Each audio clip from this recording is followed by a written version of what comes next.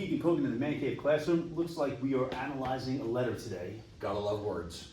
written in July 8th, 1876. All right, so what's going on in America in 1876? Got a lot going on, actually. A lot.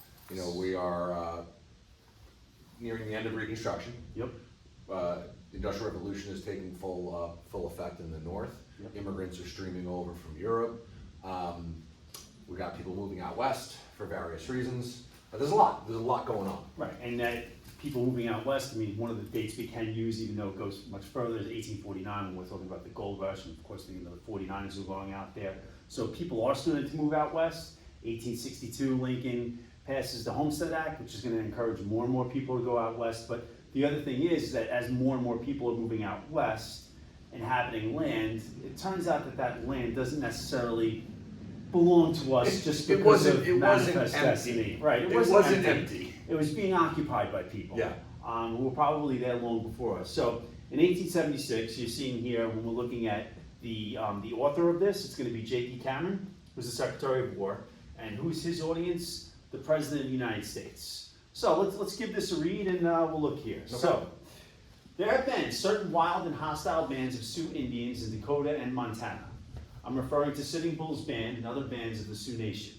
These Indians continue to rove at pleasure, attacking scattered settlements, stealing horses and cattle, and murdering peaceful settlers and travelers. The present military operations are not against the Sioux Nation at all, but against certain hostile parts of it that defy the government. No part of these operations are on or near the Sioux Reservation. The accidental discovery of gold on the western border of the Sioux Reservation and the settlement of our people there have not caused this war. The young Indian warriors love war and frequently leave the reservation to go on the hunt or warpath. The object of these military operations was in the interest of the peaceful people of the Sioux Nation, and not one of these peaceful Indians have been bothered by the military authorities. So I get the impression he's giving a situation report, I guess. Yeah. That's what we would call this today. I'm seeing repeated usage of the term Indians. Yep. This is showing a particular bias that they might have against them. Absolutely. They are not from India at all. Sure. They are not Indians. Nope. This goes back to Columbus thinking he was in the East Indian Islands, but still. And of course, the words we would use, either Native Americans or indigenous people Yes. today, to be a little bit much more Yes. sensitive. But that's the word that was used during that particular time period to describe Native Americans. So we've got basically James D. Cameron, the Secretary of War, now we call it the Secretary of Defense, Yep. telling the President basically what's happening out in the Great Plains. That we, the United States, are at war with certain groups of Native Americans out there, particularly the Sioux Nation. And he's basically passing responsibility. It's like, we didn't do this, it's not our fault. Right. We accidentally Discovered gold on the Sioux territory, and even though we've already given them that land, you know, we now have settlers going there because they've been struck by gold fever, and many settlers are being attacked by the Sioux. So even here, what you start to see here is that the way he's describing the Native Americans, particularly the Sioux, is very warlike, and that's one of the words he uses, because they're very warlike. If we even back up just a little bit, okay, we have to think, well, what is the military doing out there to begin with? And the reason why you have the military out there is because, well, the Native Americans are seeing all of these people come out there, inhabiting their land, and of course there's land disputes taking place where you're going to have Native Americans then attacking these people, probably rightfully so, and now you're starting to see a lot of conflict going on. The U.S. government's going to send military out there and set up like forts throughout there pretty much to protect these settlers and try to like establish a presence there for seeking these lands. And with that, you know, you have these conflicts that take place with this particular group, the Sioux and the U.S. military. Who does appear to be the instigator here or the aggressor? He's using the Sioux Nation as the ones, like where they're referring to the young Indian warriors love war.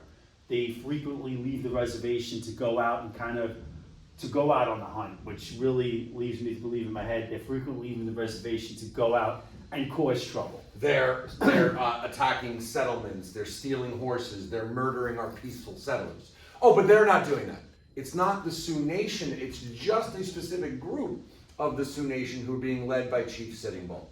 So again, he's kind of like passing responsibility off, saying like, the United States government, we are going to send our military out there. We're going to crush these rebellious Indians, as he keeps referring to them as, and it's not our fault. Right. We're not the ones responsible for this. We're just protecting our settlers from all of the negative things that they're doing. Now, this is a very, very brief report. However, stealing horses and cattle, murdering peaceful settlers, sometimes somebody would probably like to back that up with a particular instance. You don't see that happening here. Yeah. There's definitely, I guess you could say, a bias here where there's definitely favoring, the settlers who might be out there and the military action. Of course, if you're the president, you can only go off of the information you're getting from your Secretary of War at the time, which is J.B. Cameron. You have to take this as fact. You have to take this as absolutely true. Yeah.